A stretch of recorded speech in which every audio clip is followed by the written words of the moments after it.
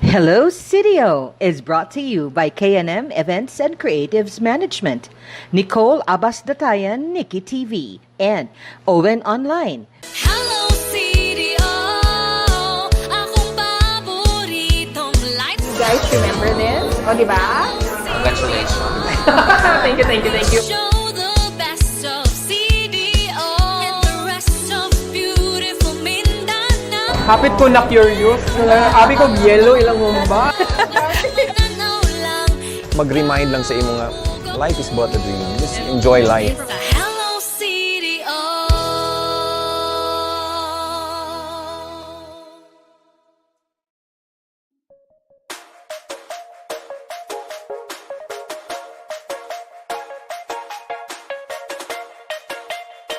Raise your hand. Okay? Tingnan ko, grade 1 pa lang, kaya gusto na din ng mayor. So, katong naanak ko sa academe, dito na ko na-realize nga, my creativity was not really in full bloom. Lines on or lines off?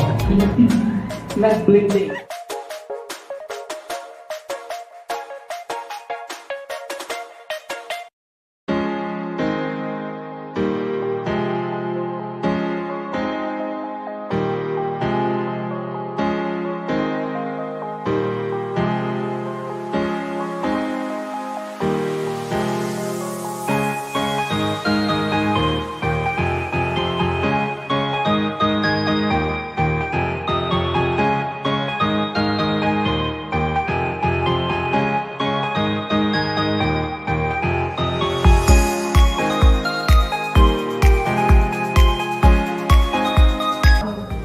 Pero what will set you apart from the rest is your total personality. Let's say, for example, you apply for a job. Namin na itong HR is here. So, mag-apply ka sa job, inaasal nga, mag-notice ka kung stand out ka kaysa sa upa. Same ni Ma'am Maricel, ang first gid na ko nga dream job kay mahimong newscaster. Actually, ako ginatanong ko na whole self ma'am same na makita ko sa TV doing newscasting. Ending, actually, di man siya ending because my life is still in progress and still a work in progress. Nagtrabaho ko sa gobyerno pero ang dream na ko to be on TV, maura gihapon na agyapon because I was the information officer. So, okay, just Hello, I am Arabella Renjuyo. I am the project lead of Pathfinder Navigating Your Career Journey, which transpired last May 23, 2023. Well, actually, Pathfinder was an initiative of Department of TCM, which then we find ways to implement. So the idea wasn't directly from our team, but all the organizing stuff was done by us. How was my experience? Well, it was great since it has been a roller coaster ride, not just for me but to all of us. No, I was one of the core team. No, I was one of the core team for implementing an event before, but being the project lead, no, is my first time. So it was tough, but I am still grateful that we've survived, no, and thrived for implementing this event, and I am grateful for my team, no, because I know that they've done their part, and I'm also grateful for Sir Josh Waban for guiding us throughout this event. Kaloyan, I'm gonna be a fourth-year student na next school year, and with regards to the question, no, I've learned a lot, no, not just for implementing an event, but also with the insights that our esteemed speakers, no, had given us. And one thing that stuck with me, no, is to dream big, set goals, and take action. So given naman na we have big dreams, no, and aspirations in life, so what will you do to attain that dream na lang? So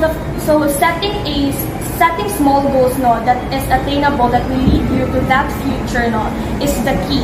So really pwede like kanang you lie down and expect, no, a brighter future ahead of you.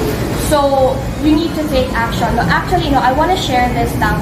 Mr. Mako talked to me about this. So he said na close your eyes and then dream of what is your future. So 30 years from now, what are you? And think of the possibilities that may come to your future. For example, you have the grandest house, you have $30 million in your bank account, or you have plenty of cars. And then go back to the present and think of what will go wrong upon reaching that goal. So for example, are you lazy in the present times, or maybe are you having an unhealthy lifestyle? And then start working on that aspect. Always remember that you make your path and take opportunities or take risks, because it can change the course of your life. Thank you. Everyone, and most especially to our dear speakers, if I can just speak on behalf of my fellow fourth year TCM, we're just really grateful that you're here with us this morning, and thank you for sharing your knowledge, your wisdom, and your expertise with us this morning. Truly, it can help us towards reaching that path we all wanted to have.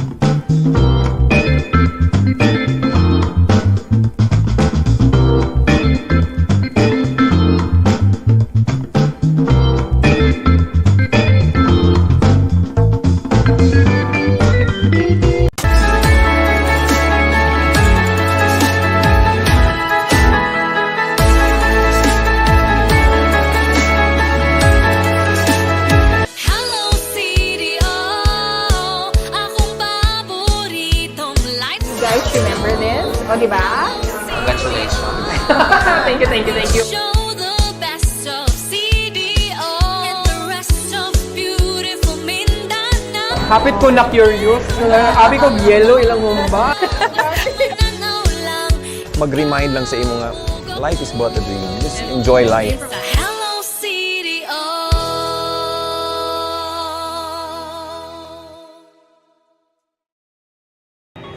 Hello CDO! Ayan! So, guys, ang Hello CDO are always in support sa akong mga interns dire. For the past 3 months, natay mga interns from the USTP TCM.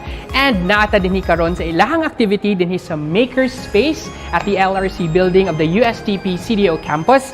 And dili lang ta bisita diri karon, guys, because usapod ko sa speaker sa ilahang activity. So unsa ka ang mga learnings na ilang makuha today o unsa pud ka ang learnings nga akong makuha today. So let's check that out.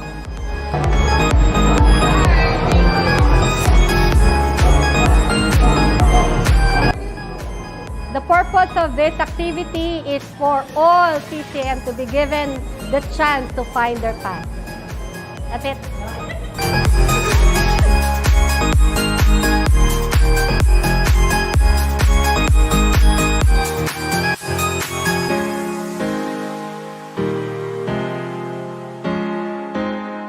I know you'll be interested as well sa ating mga pag-uusapan as we go on with our Pathfinder this afternoon. So allow me to just take this white seat right here.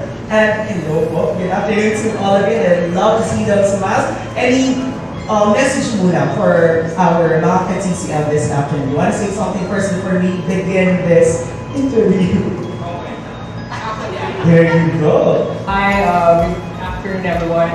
First and foremost, I'd like to say thank you to the USTP TCM faculty and staff for having us over here. And I'm also glad to see some of our interns from the CDO. Actually, nagtrabaho ko karon, yakatago kong assignment to create a content for Hello CDO. So that's why we have a cameraman here right now. So yun, again, thank you so much.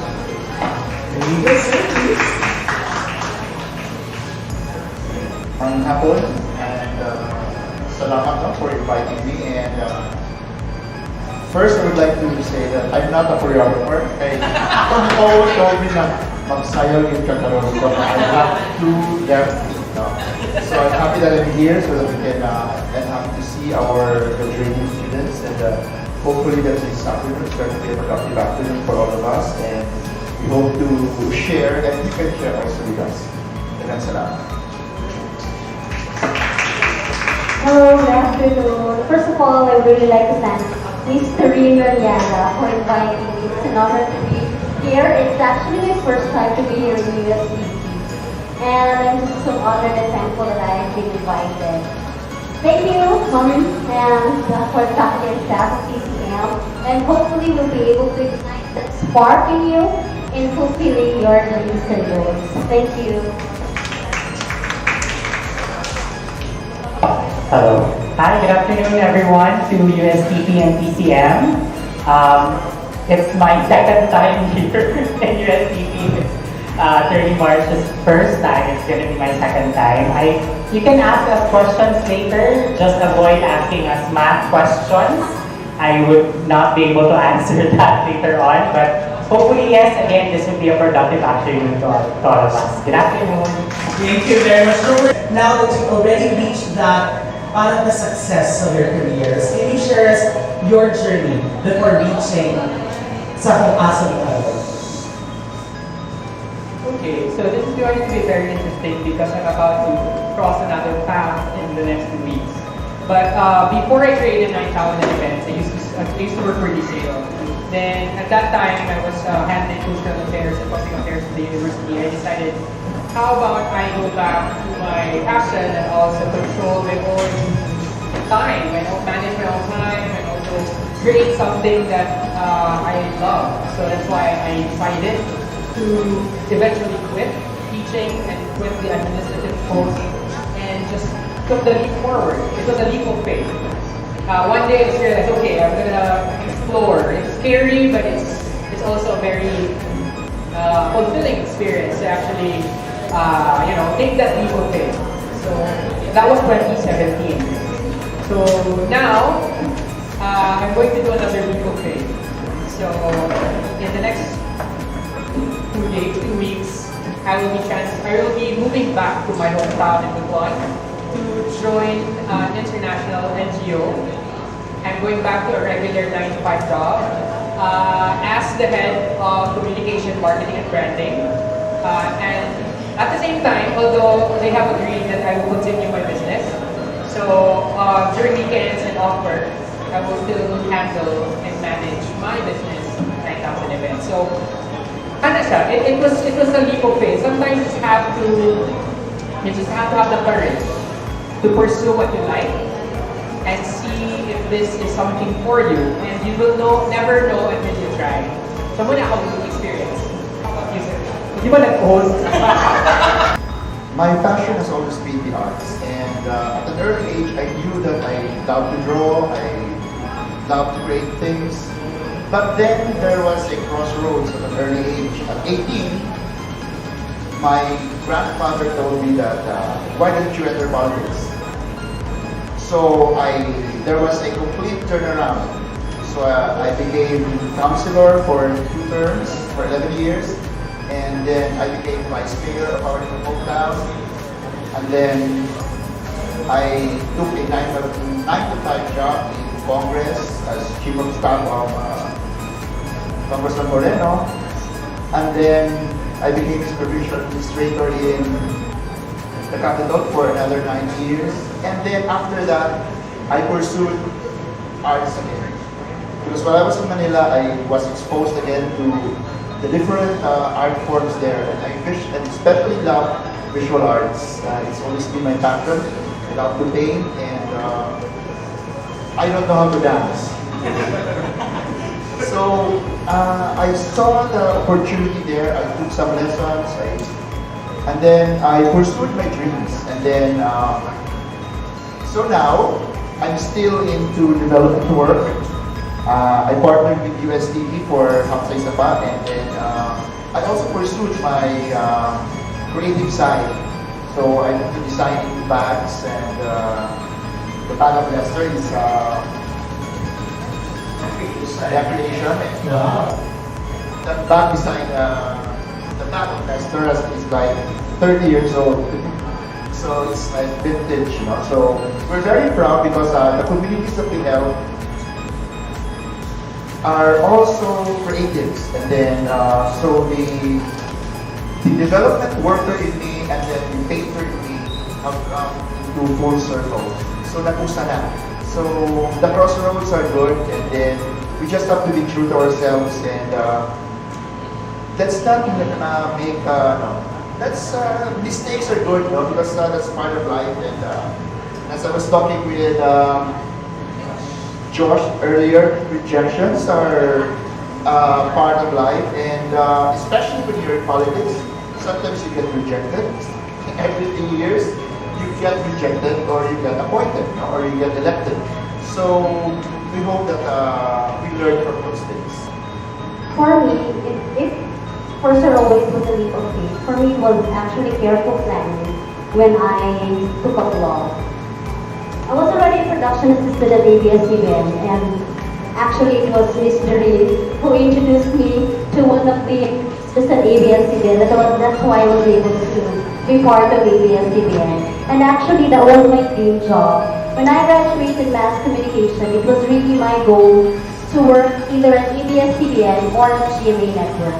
I applied at GMA Network, I applied at CD5, I also applied at ABS-CBN with the help of Mr. Reed. And I'm really thankful because I got accepted.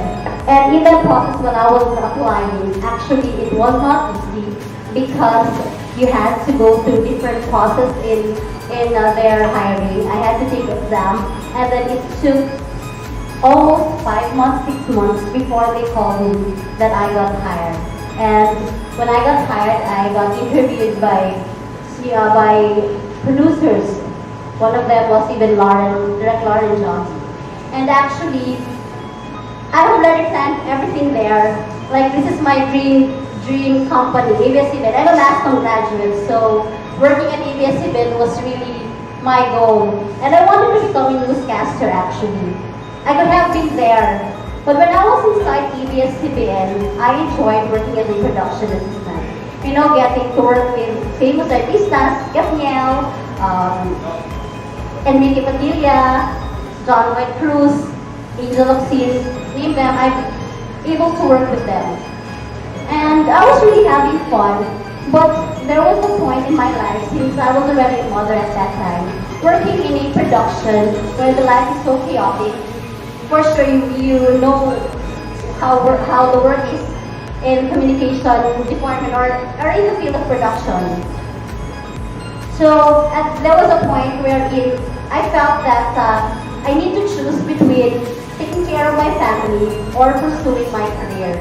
Because if you work in a production where there's no specific time frame, because we do tapings out of the town, we do out-of-country tapings anywhere where our location manager will bring us. And that taping usually takes a week, so we only get to go home for like Saturdays and Sundays. And then for Mondays until Fridays, we are in a lock-in taping. And the work is really fun. You will get to know with your staff, with the artistas. That's why you will really get to bond with them, diba? Getting to know, being BFF with Gabriel, it's something for if you're a production assistant. But if you want something more of stability, at that time I wanted more of stability because I wanted to take care of my daughter. So there was a point wherein I needed to decide whether, because at that time I was also offered a higher position, but my family had to intervene whether I would take that position or not. So I wanted to pursue actually masters and then take up doctorate. So I always had everything planned. But when I went to UP Diliman, because I wanted to take up my master's at UP, my sister, who's also a lawyer, she actually encouraged me to just take up law. Because in 4 years or 5 years time, I'll become a lawyer. Unlike if I'll take a master's down and then take a PhD, it will still take a longer time. So I who wanted more stability, I who wanted more, aside from stability, I also wanted to do something with a passion, to do something meaningful. Although at ABS-CBN, I was happy because that was my dream job. But I found that within the 4 years that I was in the company, I felt that something is lacking. I love the job. Yes, I love the job. I love working 24 hours. I love the meetings. I love going out of town. But ang kapalit nato is my time with my family. So I had to choose either my career or my family. So I took up law, and thankfully, and with God's grace, I was able to finish it last year and pass the bar exam just this year. Hello, okay. I think it's time for us to choose the best speaker. Nag-co-host na lang. Well, as for me, it's a combination of everything what they said. I used to dream of becoming a lawyer when I was still a little, and shifted to becoming a doctor when I turned high school. And in college, I no longer know what I really want. And I think what we're doing right now is something that you should value, because I'm not sure with the others, but we don't have this much when we were in college. For me, I think I developed that kind of personality of becoming a risk taker. It's like a moth to a flame, that figurative speech. That's me. There's a time wherein I really wanted to pursue law school, but seeing the books that you will have to read, okay, thank you, next. That's really the line. And then I found the love for marketing when it was offered in the university then. I'm one of the first batch of doing marketing, business administration, majoring in marketing management. So we were the trial and error group wherein I discovered the love for marketing then. So I think that was the path I chose in college that is evident until now. Just like Owen, I'm also on a leap of faith right now. As introduced earlier, I used to work for a BPO company and I just recently resigned. For the reason that I want to put up my own marketing and public relations firm here in Cagayan de Oro. So I don't have money, that big amount of money. I'm not yet sure of the skills yet, but I'm working on it. All I have is guts. But all I can say, it's gonna be hard, guys. It's gonna be hard, but it's your choice to make it easy at the end of the day. So.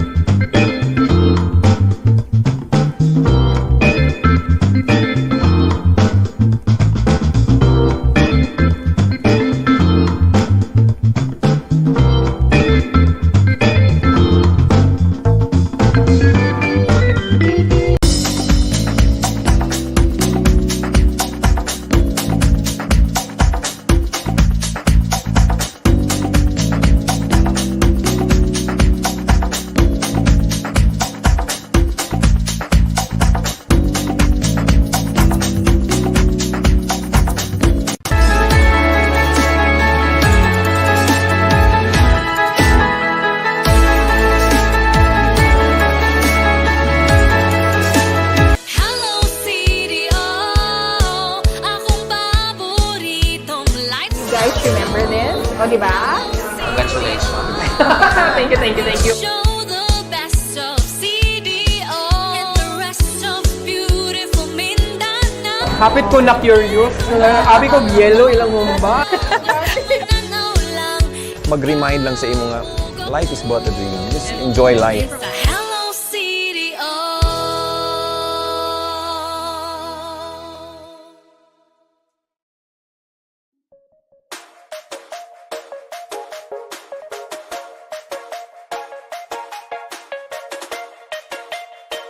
Raise your hand. De? Ingana ko, grade 1 pa lang, kaya gusto na din ng mayor. So, katungnan ako sa academe, dito na ako na-realize nga, my creativity was not really in full bloom. Lights on or lights off? Nag-blending. Development-oriented organizations. But now, my organization, I'm concentrating on one organization only, and it's the Korean Oro Art Guild, and it's really a passion organization for me. And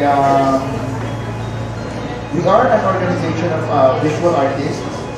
We have sculptors, we have performance artists, we have painters, we have the others. Hello CDO. Hello CDO is a passion project that we have for so long because during the pandemic, let's face it, a lot of us were shocked, a lot of us don't even know what to do. So we were trying to not really stay relevant in the sense of fame or anything, but just trying to practice our content creation skills. Because again, we are used to, in EBS before, I believe we're just used to doing art cards, interviewing celebrities, but the digital platform opened a lot of doors, including to us in the CDO. So that, for me, that group or organization also helped me with how to curate or create a content that is relevant to this stage and time. So Toastmasters and CDO both are communications group that I joined, and I can say that really helped me in answering the question, am I a good communicator, or is this do I have that potential of being a good communicator? Mixing all their opinions and thoughts, no? For me, it's all about grit. No? Hindi nga grit you a happy birthday, ha? It's grit. No? Your desire, your kanang gigil. Kay, lain ka pag-gigil sa life. Na one happy ka gigil, na murag kanang dasmag tong dasmag, na one chill lang to. So, and don't worry if wala ko rin pa ni Ma'am na kung hindi pa ka-sure kung asa mo ko umaon sa mga live. Ayaw lang kabuoy kaayo, no? Kay laylain mo ta o flight sa destination na to. Laylain mo ta datuan. So, base na uban yung taxi, uban yung bus, uban yung baklay, uban yung aeroplano. Depende na, laylain mo ta destination. So, never really compare yourself, okay, but kasi dadawat na yun siya. So, ayaw pa na ka na masobrahan na ka-chill na 6 years later. That's difficult to find, no? Kasi dugay-dugay naman. Ang bayro nun dadagan. So, but make sure that whatever path you choose in life, you have to have that sense of grit of what you want. And if there are offers given to you, weigh them. Is this for me? What's in it for me? What value do I provide to this opportunity? Ano ang opportunity o isang value ma-provide sa kuha? Para na sa relationship, di ba? Ano mo yung pagkag-someone? Ano mo subot ka? Di ba? Ano mo subot ka sa someone na wala madudog sa kinabuhi mo nila badra? Tama? So, para sa lugar. Di ba kung we are already complete? Kompleto naman ta. As human beings, we are all complete. No one should complete you but yourself. Sir Owen, Okay? Ano lang yun? So, and my takeaways karon sa ipaygayon na Pathfinder event is good, like when it comes to good kanang pag-work, don't be kanang afraid yun kanang regarding sa mga rejections. Like natunan good nako ganina na good when it comes to world of work, dili good ka certain nga makasulod good ka ana nga trabaho or imong choose na opportunity na good, it is important na dapat ka na maging mindful na to never expect that much, to avoid much disappointments, and to like continue looking for better opportunities na good na mo suit sa imo. And one of my takeaways during the said event is that along with the testimonials and experiences that was shared by the panelists I've learned that it is very important to be prepared to stand back up, because along the way, in the near future, there's a lot of struggles that we were going to encounter. So with that, we have to be prepared emotionally and mentally, and as well as set your goals before you take actions and have a purpose in life.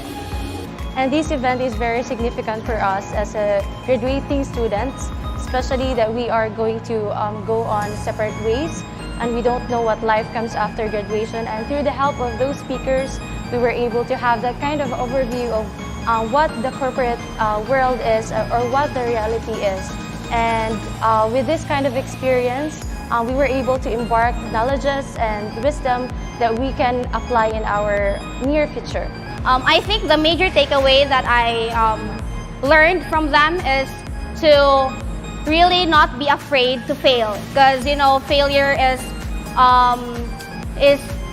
the path for us to succeed. That's what my major takeaway from them, and I'm really looking forward to be successful as them, hopefully in the future. I'm so happy to be here, and for the TCM to have this kind of event really help us TCM students, knowing that the guest speakers were so impactful, sharing their experiences and their advices for us graduating students. And one takeaway that I will bring with me from the event is that the hardest decision or the toughest decision is the best decision of all.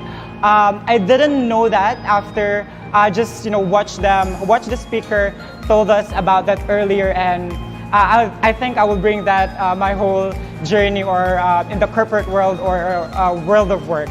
And I have this mantra as what our guest speaker have said, and my mantra would be take the risk now or you lose the chance forever. So that would be it.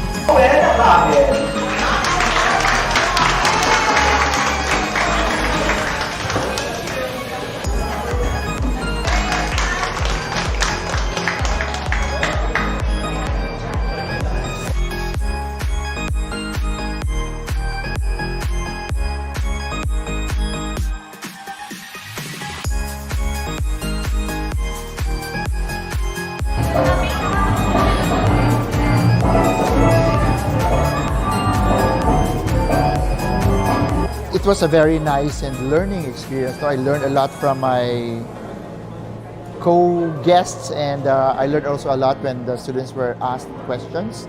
And my message is this: be true to yourself and always follow your dreams. Follow your heart. And I hope that I was able to ignite that spark in you to achieve that dream. And just make peace with yourself, make peace with your faith, and go get that dream. Okay, so Lester, what was your takeaway from all the mga fun activities that we had this afternoon, and what's your message to the audience? Thank you for that wonderful question. No, kidding aside, it was with Pathfinder at USTP, it was very refreshing as well to see some soon-to-be fresh graduates finding their path, their career in the future. The experience was refreshing and at the same time fulfilling in a way that I was able to impart with you some lessons and some tips on what's ahead for these students of TCM. Kaya ako na po nag-interview. Sige. Lahat na po siya. Asa ka nini mag-air? Hello, CDO? Saan ni siya? Ay, Owen. So, when how was the experience at USTP for the Pathfinder? Actually, I'm so glad to be with young blood, no? Kay Marek, dito naman to sa older blood. So, it's really nice to see young dreamers who are looking for their paths in life, and we hope that na-enjoy kayo ta. So, hopefully, na-enjoy sad sila. No? Basin kita rin nag-enjoy. Sila wala. And I hope na napod sila na-learn sa tua, because ako, daghan po ka-learn sa sharing that we did earlier. So, that's my major takeaway from all this, and I thank you. And with that, ladies and gentlemen, so again, thank you so much to USTP TCM and to all the students, and we wish you all the best, especially to our interns. Nga in just a few weeks, maka-try na sila on say feeling mo graduate. Yon. So we wish you all the best, we wish you all the luck, and we hope that you will really find your true path. Ayan. And so with that, thank you so much once again, and thank you for having us here at the Pathfinder. My name's Owen for Hello CDO.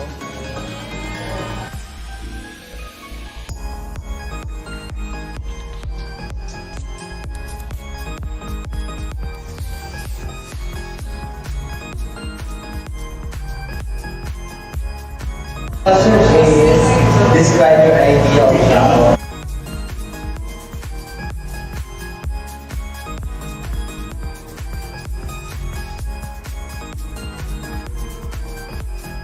Fear of not being in the place that you want to be. And also the fear of unknown. See the question. And awit pa sila kinsa nag-receive sa question. Never din may gisugo, like, ipatimplan kape or ipastapler.